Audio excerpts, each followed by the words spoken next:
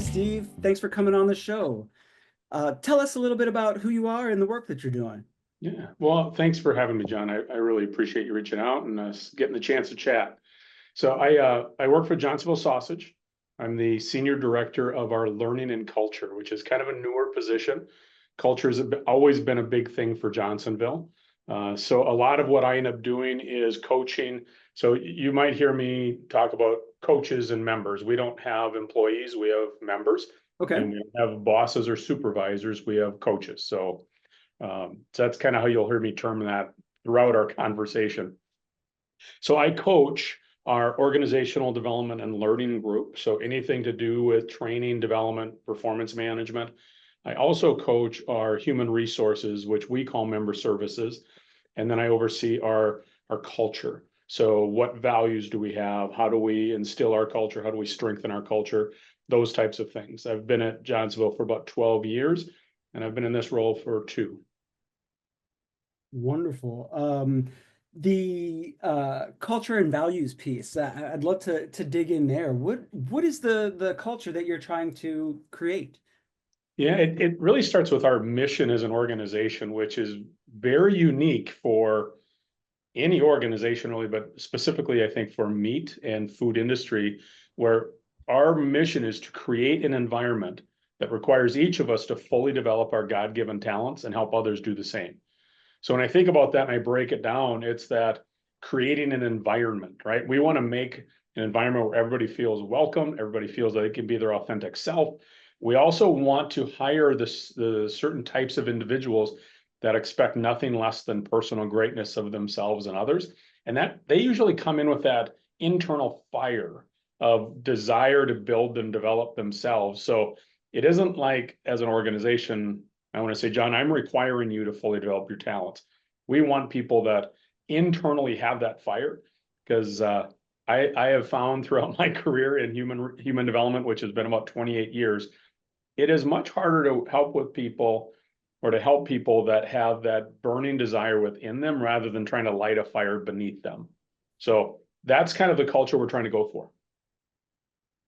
That is an interesting and unique approach, and it's really got me thinking. So, the tree, how do I want to frame this? So, like, if you have that desire to kind of, and I think, how did you phrase it? God-given talent, be your best. Yep. I'm hearing full potential and kind of some of the other lingo for that. Um, what if somebody's right in the middle, where like they are motivated, but they're hitting a roadblock? How do you help people get kind of more into the headspace where they can do their best learning, think innovatively, creatively, and align more to the culture? Yeah, I think that's a great question. And we run into that all the time and we even have sometimes on the other spectrum where people come into our organization they just need a job. They just need to pay the bills. But Mhm. we're looking for those folks that have, and then we can build that desire. So when you think about what our roles are, it goes back to we don't have bosses and supervisors. We have coaches. And just like, think about if you ever played sports growing up, my guess is you didn't start out right out of the gate as a top-notch athlete coming out. And if you're like me, you never got to be top-notch, but I got to be Yeah, I'm okay. sitting here thinking, nope, never got to be top notch in athletics, but go ahead. But my coach brought out the things in me that helped me become better and a better version of myself. And when I think about, actually, I was just writing some birthday cards. So it's one of the things I do, have done for a long, long time, is I write birthday cards to a lot of our leaders and members. So I write about 600 birthday cards a year. And one of the last birthday cards I wrote, the phrase that I put in there was, life isn't about discovering who you are. It's about creating who you want to become. And that word become is pretty big, and it fits into, we have this kind of cultural ethos statement. We call it the Johnsonville way. And the first line is, we at Johnsonville have a moral responsibility to become, remember that word, become the best company in the world. Now, how you define that is very differently. Could be sales, could be growth, but we also look at it, tying it back to our mission, that we're the best company at fully developing people's talents. And you're right, it's that best of the best. How do we make and help you become the best version of yourself? Because if you're the best version of yourself at work, I firmly believe that's going to bleed over into your home life. And if you have a great day at work, you're going to have better conversations with your spouse. You're going to have better conversations with your children. You're going to have better interactions at the neighborhood grocery store. Everything we can do. So if somebody comes in and they're just not sure what maybe their talents are, Mm-hmm. we're going to help coach that. So we have a learning development process that we can go through. We can do assessments, but a lot of it's just having conversations with people. What excites you? What gets you up in the morning? What do you want to be in 5 to 10 years? And we have actually this, we call it a personal development commitment. And so we call it a PDC. And it Okay. starts out in 3 to 5 years. What's your goal? And a lot of times it's more behavioral based that people will talk through. And we have this phrase, there's a gentleman that used to work here for 40 some years, and he was a gentleman that I used to look to a lot for how is our culture supposed to be. But Yep. when you're setting your goal, like 3 to 5 year goal or objectives, if it doesn't make you want to puke in the sink a little bit, you're probably not stretching far enough. Okay. That's the first time I've heard that when it comes to setting goals. But basically, if it doesn't make you pretty physically like a little upset, then you haven't set the goal high enough. Is that what I'm hearing you say? Yeah, if you know how to get there, if you set a 3 to 5 year goal and you're like, oh, I know how to do that. Well, that's not a stretch goal. That's not a stretch I see. objective. So it should be out there way. And one of our values is learning agility. I don't know how I'm going to get there yet, but you know what? I'm going to keep trying. I'm going to keep trying things. I'm going to keep making mistakes on my learning, and I'm going to get there. And one of the things that I love is our owner, Ralph Stayer, has talked about anything worth doing is worth doing poorly. And what he means by that is, I want you to try some things. I know you're going to make mistakes. You're going to learn from it, but Mm, just get started. Now, there are two areas that we don't want to make mistakes, and we say it's not okay to perform poorly, and that's human safety and food safety. Those things we say those are controlled. We want to make sure we don't want to send anybody home and say, oh, I tried something, I wasn't as safe, but that's okay. No, human safety and food safety, we don't try it, but everything else, anything worth doing is worth doing poorly. Let's try it. We'll learn from this. We'll learn from our mistakes, and that's okay.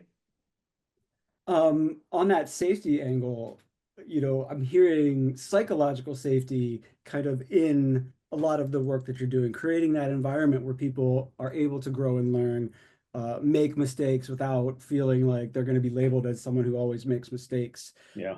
Um, so in my experience, you know, I worked in DEI and I have a coaching background and more in like the executive and professional development coaching, inclusive type coaching. And I found that sometimes leaders, um, their self-assessment, their vision of themselves isn't aligned with the impact that they're having on others. Any situations or stories that come up where you've been able to support someone or bridge that gap versus of the intention of the leader versus how it landed with folks? Oh, absolutely. I had a leader I was having a conversation with about a month ago, Okay. and it was interesting. He was not getting the feedback to the degree or amount or from the people that he really wanted it. So he came to me, his arms are crossed, he's leaning in, and he says in a very stern voice, Steve, I don't get feedback and I don't get it. Why don't people give me feedback? And I said, well, I'll use you as an example. So John, do you mind if I give you some feedback? And again, he leans back, sure. And And I then just I want to give, point out, if you're not watching this, like you've crossed your arms and kind of developed a not real open physical, like your body posture just seems pretty closed off. But yeah, absolutely. And that was it. His tone of voice, his body language, he got defensive, all of those kind of classic things. So when I asked him, I said, when you do that, what message are you sending? Because I like the way you said your perception is very different. So I have used this phrase that if you and I have a conversation or an interaction, I, as the person who maybe instigated or say something, am going to have a perception in my mind about how that went. right.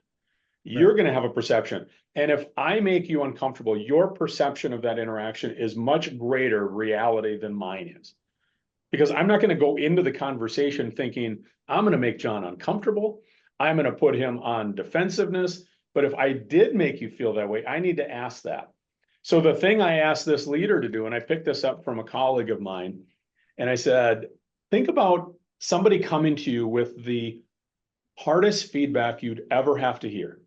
Maybe a behavior that is near and dear to you, or you think you do really well, and they're going to tell you you're terrible at it. Practice in the mirror, practice in front of your friends, practice in front of a significant other. How does my face look? How does my body language look? Because if you're not prepared for that, it's not going to come across well.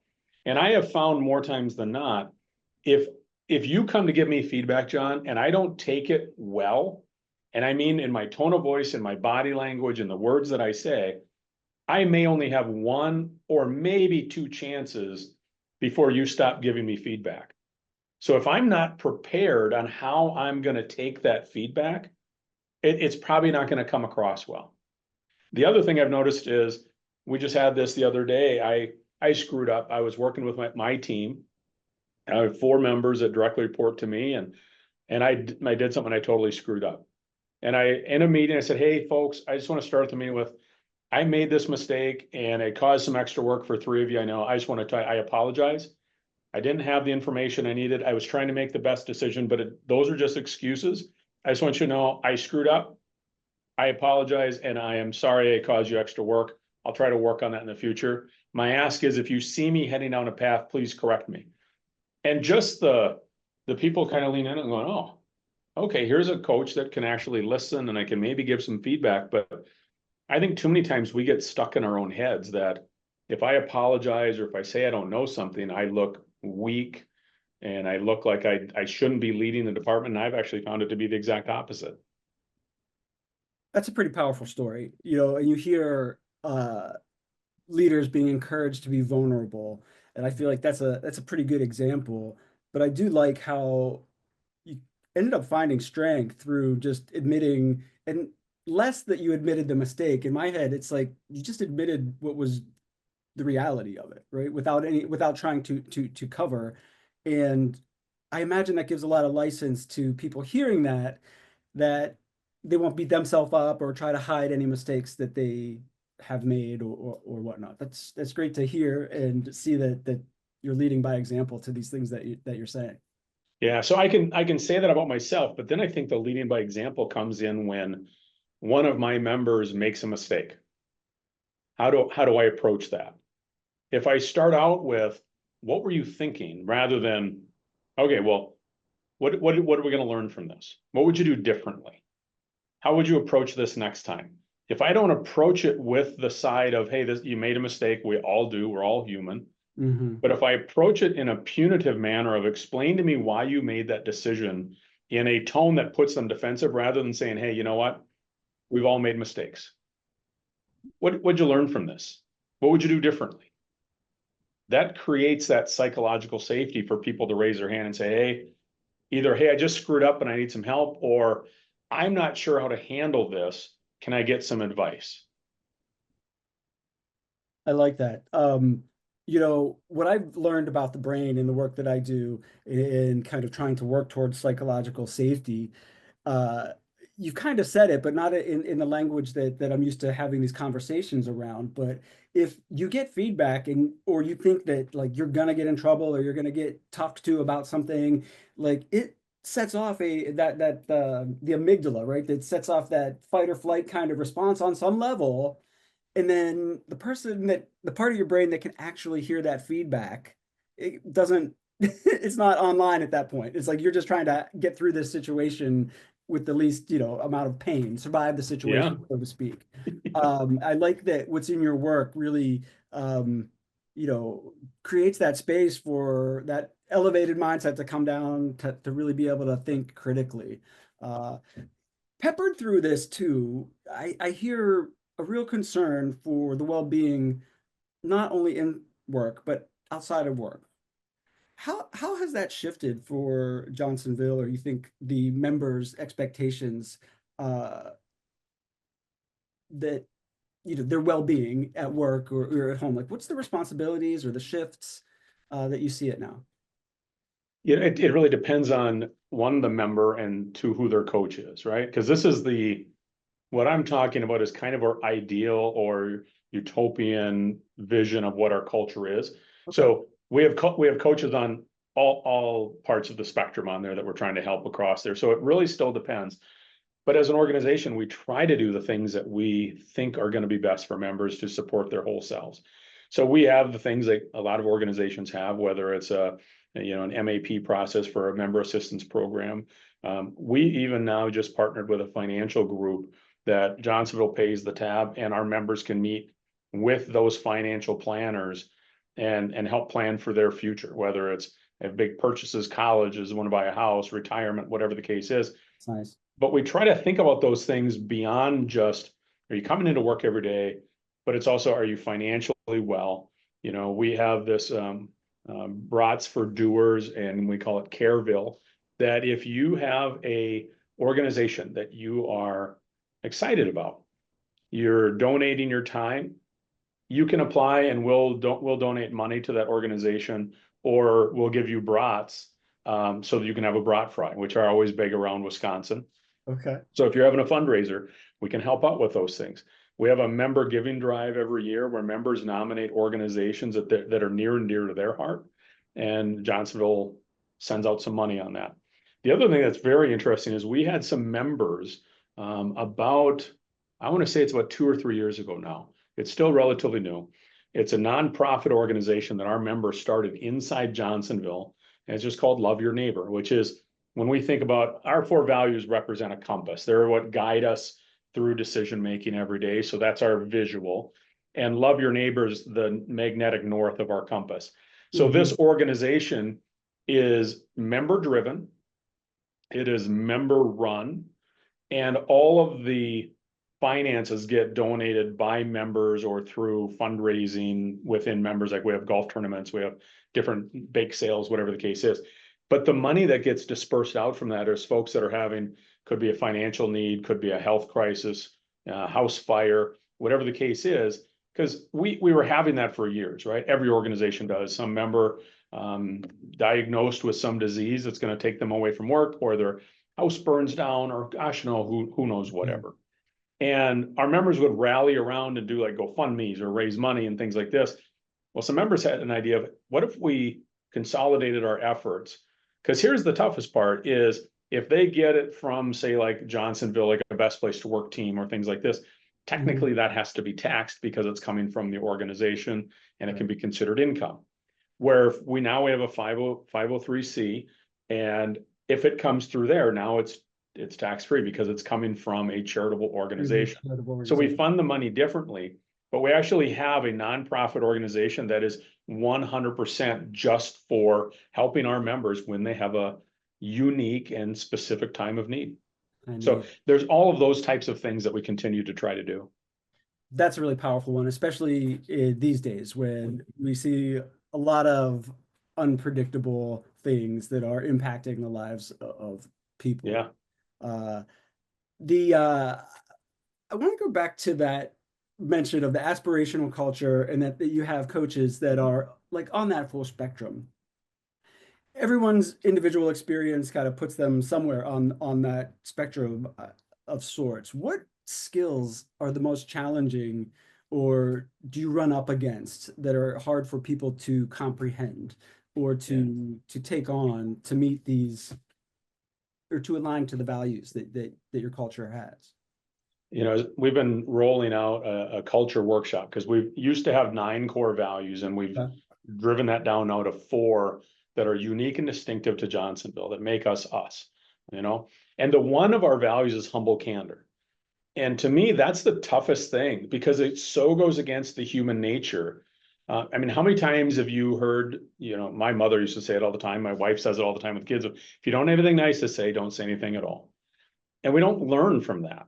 If I see you getting ready to make a misstep or step in a hole or put yourself in a position with a machine in the factory where you're going to get hurt, I need to step into that conversation, as uncomfortable as it may be. I think about the difference between being nice to your neighbor and loving your neighbor. Imagine this scenario, John. Imagine you're out and you see your neighbor's daughter or son who's 16 years old drinking underage in a parking lot. At Johnsonville, humble candor means you're going to go talk to that person, and it might sound something like, "Hey, John, this is hard for me to share, but if it was my kid, I would want to know. And what you do with this information is completely up to you. But I was out last night. I saw your daughter. I know she's underage. I saw her drinking in the parking lot. I know I'd want to know, so I just wanted to let you know." That's a hard conversation because it puts us at potential odds. But to me, that's the hardest conversation for our coaches to have, is have a candid conversation with some humility and empathy. That is a tough one. And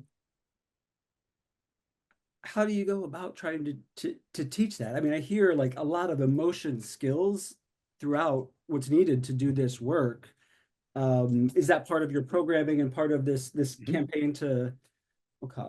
Yeah, and it fits really, John, into two pieces though. You have to find out what's holding them back. Is it a Right. willingness or is it a skill gap? If it's a willingness, the coaching is very different around, as an organization, we have this moral responsibility. This is what our values are. This is who we are. And then the skilling is, if you're trying and you need more skills, we've got a 2-day course that we work on with people about how do you go through and have these hard conversations. So it's a little bit of both. It depends if it's a willingness or an Okay. issue. But one of the behaviors around humble candor is I have to care less about my personal discomfort and more about your success. So I need to step into those uncomfortable conversations and not be as concerned about my personal discomfort around the conversation as I am that this is going to help you be successful.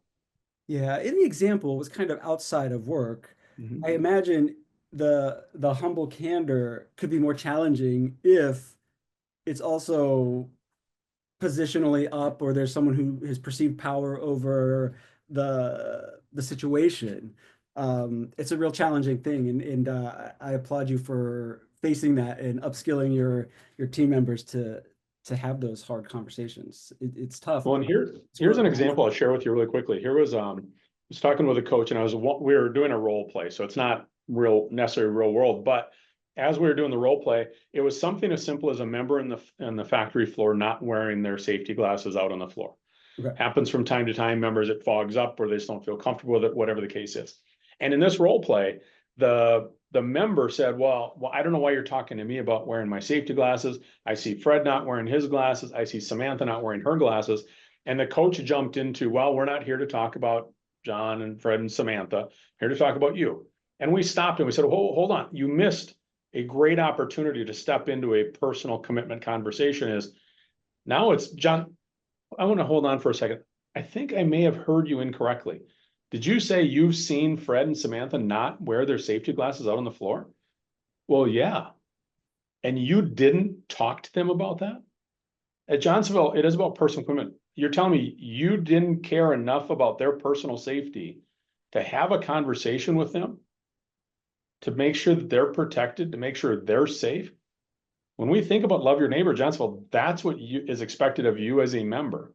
Doesn't matter if it's a peer, doesn't matter if it's a coach, doesn't matter if it's the CEO. And one of my favorite parts of that is I remember Ralph Stair walking through the plant one time. It was our owner, been at Johnsonville, for 75-ish years. And when you think about it, he was walking through the plant and he didn't have a hairnet on one day. And a member on the floor said, "Oh, hey, Ralph, you need to have a hairnet on." Now can be a tough conversation, right? Here's the gentleman that owns the company, CEO at the time, and it was Ralph's response of, "Oh gosh, I am so sorry. I totally forgot. Thank you so much for reminding me of that." And if we do it through example, but then you also have to set the expectation. And I think in a lot of cases, we just have to be unapologetic about our culture. If we expect this, when we don't see it, we just have to talk to you. But that doesn't mean it has to be a reprimand or needs to be a hard conversation, because I am a big believer that, John, if you trust my intent, if you believe and you feel that I'm talking to you because I care about you as a person and I want you to be successful, you can handle about any level of content that I'm going to share with you. But if you feel that I'm coming to you because I just want to tell you how big and strong I am, I'm my position, I'm the boss of you, you're not going to listen to that. So that's what we try to work on with our coaches is how are you stepping into those conversations and you have the right intent? It's such a human focus, and it allows for diverse like points of view, starting points to really come together and grow from whatever the situation that it is. If you were to give companies like one piece of advice to future proof themselves with all of this chaos externally and changes that may be coming, Yeah. what would that be? When I think about that future proofing, that's a tough thing because you first have to decide what do you want to be in 5 to 10 years? Mm, And do you have an idea what kind of skills that you're going to need? And then how are you preparing your people today? But if you really want to start thinking that way, you have to think about what's unique and distinctive to your organization. What makes you different? What's your point of value that's going to bring members or employees into your organization? And then are you, as leaders, modeling that behavior you want? A lot of times we focus so much on the objectives that we want to accomplish, right?